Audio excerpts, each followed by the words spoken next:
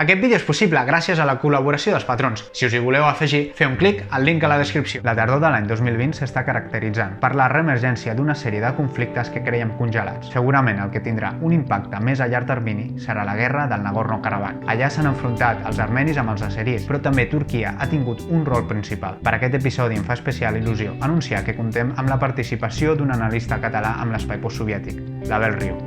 Ell ens explicarà quines són les arrels del conflicte del Nagorno-Karabakh i quin impacte i transcendència pot tenir per la geopolítica del segle XXI. En parlem avui a Com funciona el món.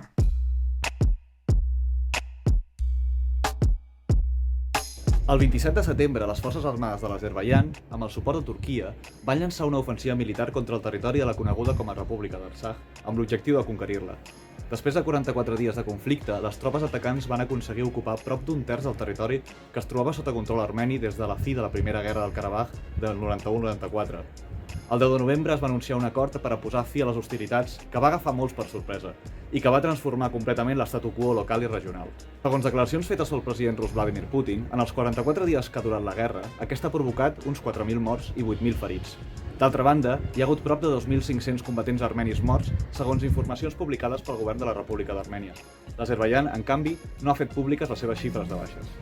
Pel que fa a civils, s'haurien produït 130.000 desplaçats interns o refugiats, especialment armenis de l'Alt Karabakh, molts dels quals van haver de marxar a la República d'Armènia fugint dels bombardejos indiscriminats contra localitats i infraestructura civil per part de les forces de l'Azerbaidjan.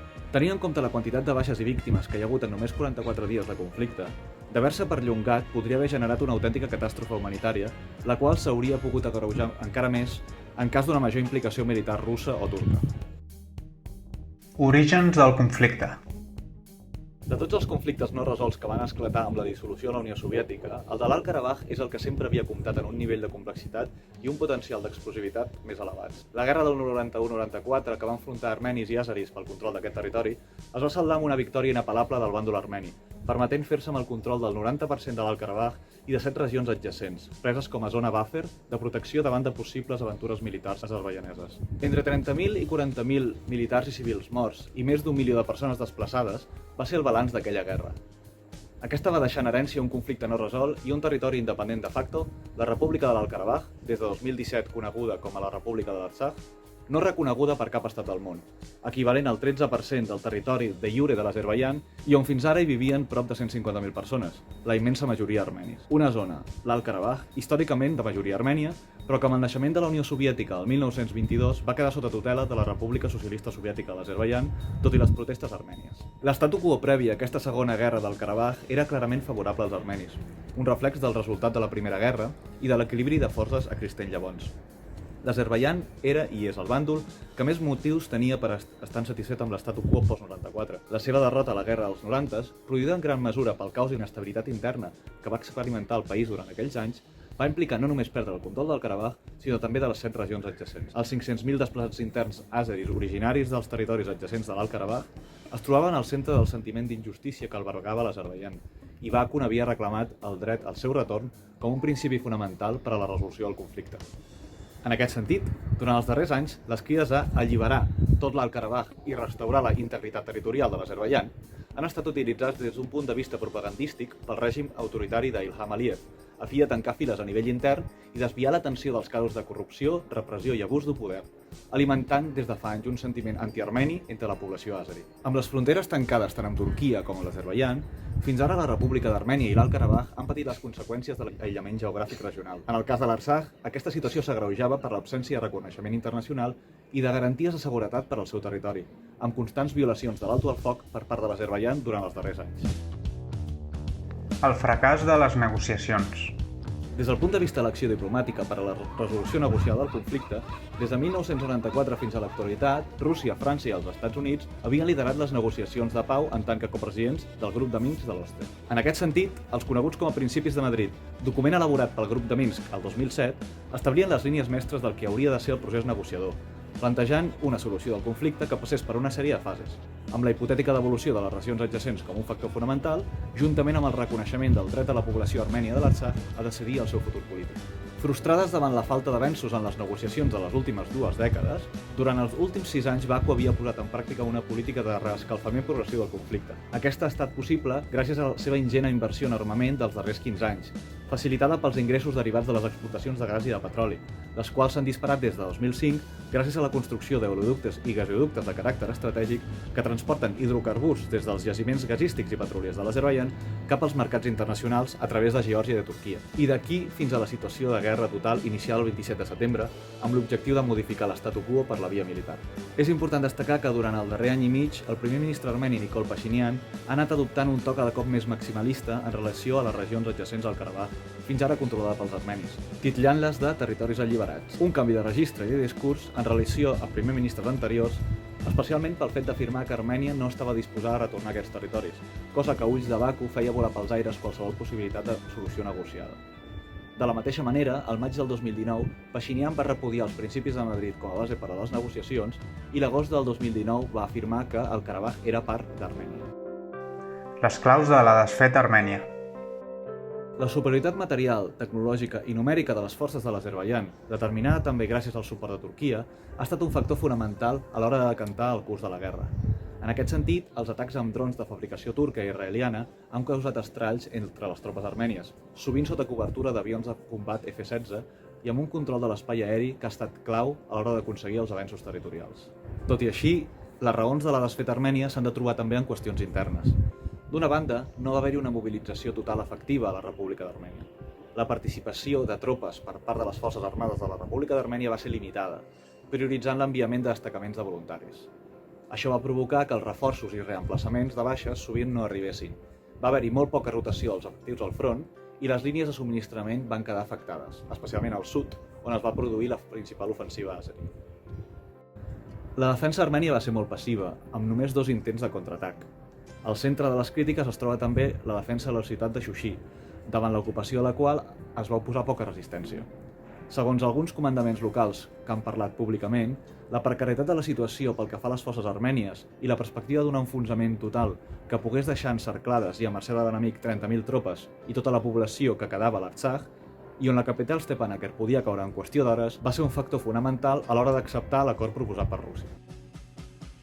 Les condicions de la pau. L'acord tripartit per a posar fi a la guerra estableix l'aturada de les hostilitats i que les forces armènies es retirin de forma esgraonada de les 7 regions adjacents a l'Alt Karabakh, incloses Lachin i Kalbajat. 4 d'aquestes, les situades al sud, havien estat gairebé del tot ocupades per l'Azerbaidjan durant la guerra. En paral·lel, i tot i que no queda explicitat a l'acord, es consolida el control àzeri dels territoris de la pròpia regió històrica del sud de l'Alt Karabakh conquerits durant la guerra, incloses les ciutats de Hadrut i de Shushi. Aquesta última, un important nus logístic i centre econòmic i de gran valor històric, polític i simbòlic, tant per armenis com per azerbaijanesos.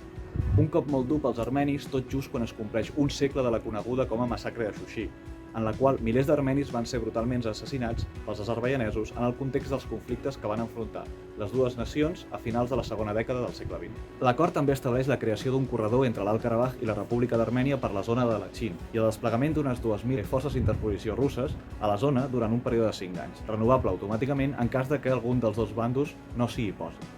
Com a conseqüència, la coneguda com a República d'Artsakh perd un 75% del seu territori.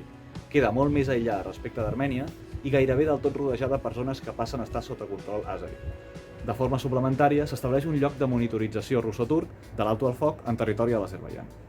Tot i imposar una pau provisional, aquest no és un acord que resolgui el conflicte històric entre armenis i àzeris pel control d'aquesta zona. Sense anar més lluny, l'estatus de la part de l'Alt Karabakh que queda sota control armeni resta per resoldre. Es produeix, per tant, una congelació del conflicte per a un període de 5 anys, que és el temps que tenen totes les parts implicades per a trobar una fórmula que pugui ser mínimament satisfactòria per tothom. En cas que no hi hagi acord i de produir-se en 5 anys una hipotètica retirada de la presència militar russa, les forces de l'Azerbaidjan podrien reprendre les hostilitats i conquerir, amb una nova guerra, les zones restants de l'Alt Karabakh. D'altra banda, s'obre un corredor de transport entre l'Azerbaidjan i l'enclau àzeri de Nakhchivan, travessant el sud d'Armènia, el qual estarà supervisat per unitats de l'FSB rus.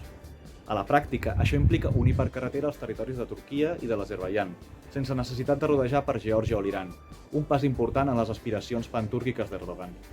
La nova situació reverteix gairebé en la seva totalitat els efectes de la victòria armènia a la guerra del 91-94. En certa manera, el nou statu quo recorda el d'Ossètia del Sud i Abkhàzia abans de la guerra de l'estiu del 2008, amb tropes russes actuant com a garants provisionals de l'statu quo. Les conseqüències de l'acord. Es pot considerar que Armènia és la gran perdedora de la nova situació. L'anunci de l'acord va suposar un autèntic xoc col·lectiu pels armenis, amb una barreja de tristesa, dolor, ràbia i indignació, acusant especialment el primer ministre Nikol Pashinyan com a responsable de la desfeta històrica que aquest representa.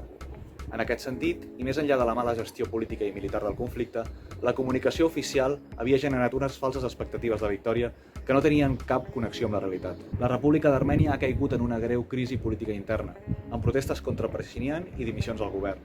Inclús el president Sargsyan ha fet una crida per a celebrar eleccions anticipades. Una situació que està sent aprofitada per part dels sectors que van ser desposseïts del poder amb la revolució del 2018 per a recuperar posicions perdudes. La situació actual retrotrau a molts armenis al genocidi de 1915. L'ofensiva azerbaidjanesa actual ha estat percebuda com una nova amenaça existencial contra el seu poble i com una continuació de la seva lluita per la supervivència. Així, de la mateixa manera que fa un segle van ser exterminats de l'Anatòlia Oriental a mans dels turcs, davant el conflicte actual i de l'acord establert, veuen com estan sent expulsats de territoris on han habitat durant segles i com tot el seu patrimoni històric i cultural queda a mercè del vandalisme i de la destrucció. Per últim, el sentiment de superioritat militar que els armenis tenien des de 1994 ha volat pels aires i les conseqüències del seu aïllament regional s'han fet encara més profundes. Amb les fronteres tancades a est i oest, les relacions entre Armènia i Turquia queden ara més que mai presoneres del conflicte no resolt de l'Alt-Karabakh. Per a l'Azerbaidjan, la seva victòria significa no només recuperar les 7 regions adjacents i permetre que els desplaçats interns que van fugir d'aquelles zones durant la Primera Guerra puguin retornar, sinó també fer-se amb el control de la simbòlica ciutat de Shushi. El clan del president Aliyev surt molt reforçat i guanya en popularitat enmig d'una pandèmia global que ha afectat greument el seu principal mitjà de subsistència, la venda de recursos energètics. El seu triomf és també el triomf de la seva política exterior multivector, mantenint bones relacions amb totes les potències regionals i globals, fet que li garanteixen una gran llibertat d'acció. A diferència d'estats de l'antiga URSS com Ucraïna o Geòrgia, que durant els darrers anys han portat a terme polítiques hostils envers Rússia, Baku sempre hi ha mantingut unes estretes relacions, especialment a nivell armamentístic i energètic. La participació de Turquia ha fet que la influència turca al país hagi augmentat, seguint una tendència ascendent durant els darrers anys, i caldrà veure fins a quin punt està Aliyev disposat a portar a terme una política d'integració amb el seu germà gran turc. El paper d'Ankara ha estat determinant i amb el seu recolzament a les aspiracions militars de Baku ha estat capaç de contribuir decisivament a una guerra que en última instància ha forçat un canvi d'estatu quo a la regió. Aquest recolzament ha inclòs l'enviament de grans quantitats d'armament com ara munició, míssils, vehicles, sistemes electrònics de combat, etc., d'entre els quals destaquen els drons d'última generació Bayraktar TB2. El suport turc també s'ha traduït en l'enviament de mercenaris des del nord de Síria per a participar en les operacions militars. Segons informacions fetes públics pel mitjà rus Kommersant, citant fonts diplomàtiques i militars, prop de 1.000 efectius militars turcs es trobaven en territori de l'Azerbaidjan en iniciar-se l'ofensiva, i almenys una part de les operacions militars haurien estat dirigides directament per alts comandaments de les forces armades de Turquia. L'avenç territorial de les tropes àzeris representa per si sol una victòria per Ankara, seguint la teoria d'una nació dos estats, que l'uneix amb l'Azerbaidjan. Turquia ha aconseguit també enviar tropes a l'Azerbaidjan inicialment per a un període de 12 mesos, sense determinar on. Un esdeveniment sense precedents i que té també la funció d'actuar com a contrapès davant de la nova presència de militars russos als Karabakh. El paper de Turquia ha fet que el sentiment pantúrquic a l'Azerbaidjan s'hagi disparat. D'altra banda, la participació directa en aquest conflicte va en la línia de l'agenda militarista i agressiva del govern d'Erdogan en relació al seu veïnatge, tal com s'ha vist a Síria, a Líbia, a la Mediterrània Oriental, a fi de projectar el seu poder cap a l'exterior i determinar els afers regionals. De retruc, aquesta hiperactivitat militar ha estat utilitzada per part del govern turc per atiar el fervor nacionalista, aïllar l'oposició, incrementar la repressió a l'interior i distreure l'atenció en relació als problemes econòmics interns que travessa el país. Des del principi dels anys 90, Moscou ha jugat un paper important en aquest conflicte, ja sigui com a impulsor de les negociacions de pau, com a garant de facto de la seguretat d'Armènia, on Moscou compta amb 2 bases militars i uns 5.000 soldats, o com a principal subministrador d'armes tant de Bakú com de Yerevan. Tant Rússia com la República d'Armènia formen part de l'organització del Tractat de Seguretat Col·lectiva i tenen un tractat bilateral de defensa mútua. Tot i així, Moscou ha mantingut durant les darreres dècades unes estretes relacions amb l'Azerbaidjan. Per la seva posició geogràfica i les seves reserves d'hidrocarburs, el valor estratègic de l'Azerbaidjan fa que per a Rússia els lligams amb aquest país siguin encara més rellevants que els seus compromisos amb Armènia. Una política que irrita molts armenis i que durant els últims temps havia generat una progressiva desafecció cap a Rússia per part d'alguns sectors de la societat armènia. D'aquesta manera, fins ara el conflicte a l'Alt-Karabakh li havia permès a Moscou utilitzar Armènia com a frontera i lloc militar avançat al sud del Caucas.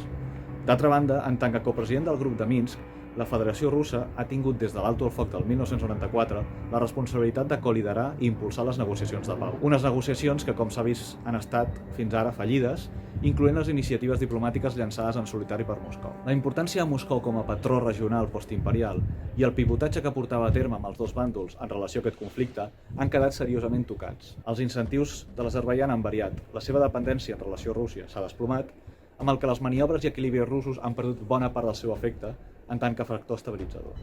És per això que des de Moscou es percep amb preocupació l'entrada en escena de Turquia a nivell militar, a una regió que Moscou sempre havia considerat com una de les seves zones d'influència.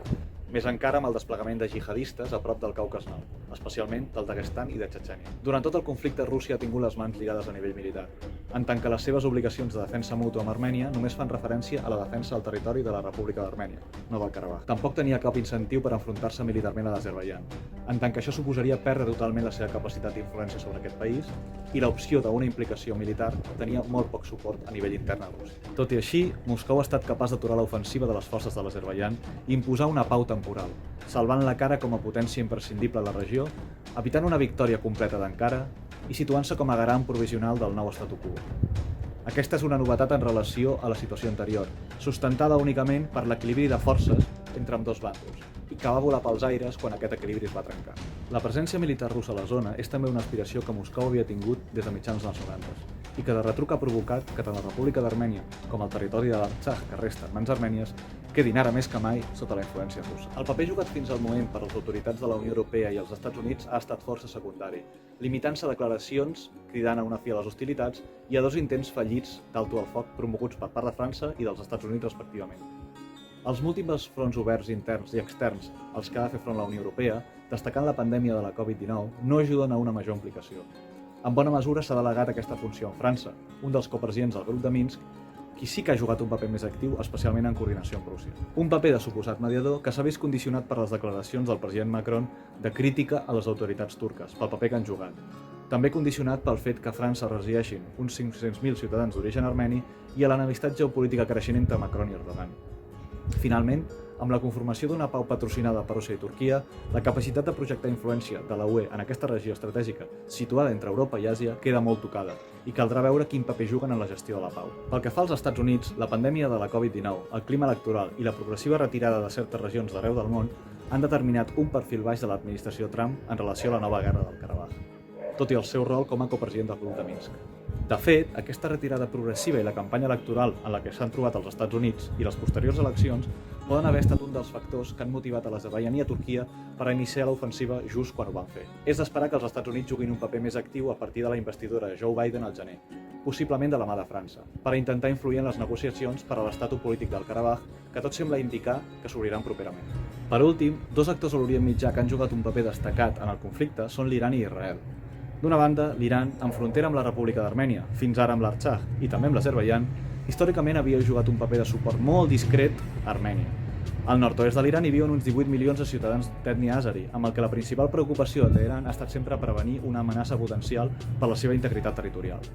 Tot i així, durant els darrers anys ha portat a terme un cert acostament estratègic envers Bakú, amb una intensificació dels lligams comercials i projectes d'infraestructures conjunts. Els esforços de Teheran s'han posat en l'àmbit diplomàtic, especialment per a prevenir una extensió del conflicte cap al seu territori i contrarrestar una major influència dels Estats Units o de Turquia al Caucas Sud. Per la seva banda, Israel és un país que durant els darrers anys ha reforçat els seus lligams amb l'Azerbaidjan, esdevenint un dels seus principals compradors d'hidrocarburs i subministrador d'armament. Entre aquests destaquen els drons Harop, també coneguts com a drons kamikaze, que han jugat un paper clau en la destrucció d'armament i vehicles militars armenis. Unes ventes d'armament que han estat molt criticades des de Yerevan i que s'emmarquen dins d'una aliança estratègica entre Baku i Tel Aviv, que també inclou col·laboració a nivell de serveis secrets i en l'àmbit de la intel·ligència, en tant que des d'Israel es percep l'Azerbaidjan com un lloc avançat clau en la seva guerra no declarada amb l'Iran. El triomf de la política del poder. En la seva dimensió internacional, la Segona Guerra del Karabakh ha posat de relleu la tendència cap a la configuració d'un ordre global multipolar que s'ha accelerat durant els darrers anys. Així, l'esclat del conflicte no només ha mostrat la fragilitat de l'estatu quo al Caucas Sud, sinó que també ha agreujat un equilibri regional i global cada cop més inestable. El desenllaç d'aquest conflicte es pot interpretar també com un fracàs de la multilateralitat, encarnada pel grup de Minsk de l'Oste, i alhora com un triomf de la multipolaritat, encarnada en la capacitat de Turquia per a trastocar els escenaris de forma unilateral amb la seva entrada al conflicte en tant que potència regional en ascens. I de Rússia, en el seu cas, com a potència regional en declivi, però tot i així capaç d'imposar un acord de pau. En aquest sentit, destaca el comportament de Turquia, amb una nova demostració d'agressivitat militar per a forçar canvis de statu quo regionals.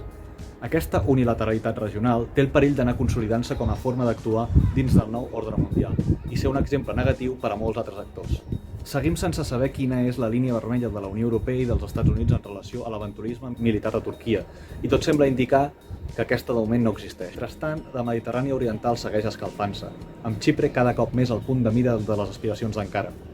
Caldrà veure si l'arribada a la Casa Blanca de Joe Biden pot comportar algun canvi en aquest sentit. Finalment, l'estatu quo del Karabakh segueix sense estar resolt, i és possible que els armenis rebin pressions per acceptar una fórmula d'integració territorial de l'Azerbaidjan abans que expiri el període de 5 anys, sabent que en cas de no acceptar i de produir-se una retirada de les forces russes, es podrien reprendre les hostilitats. Una retirada que no sembla que Moscou hagi de posar fàcil i que podria esdevenir un nou focus de tensió entre Rússia d'una banda i l'Azerbaidjan i Turquia de l'altra.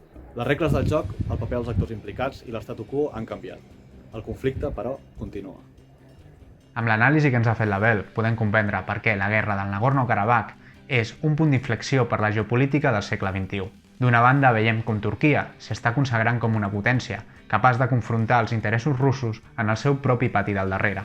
Això és una qüestió que hem explorat en altres vídeos del canal i que seguirem explorant en el futur. Pel que fa a la dimensió militar, aquest conflicte ens ha mostrat com la revolució tecnològica de la guerra és cada vegada més important. De fet, ha sigut el factor clau que explica la ràpida victòria turco-azerí sobre els armenis. En aquest sentit, la guerra al Nagorno-Karabakh segurament s'estudiarà i serà un precedent dels conflictes bèl·lics que veurem en el futur. I finalment arribem al que crec que és la lliçó més important que els catalans hem de retenir del conflicte del Nagorno-Karabakh. La dura realitat dels armenis ens torna a ensenyar de nou com un poble, per justa que sigui la seva causa, no pot confiar en res més que en la seva pròpia força per defensar-se.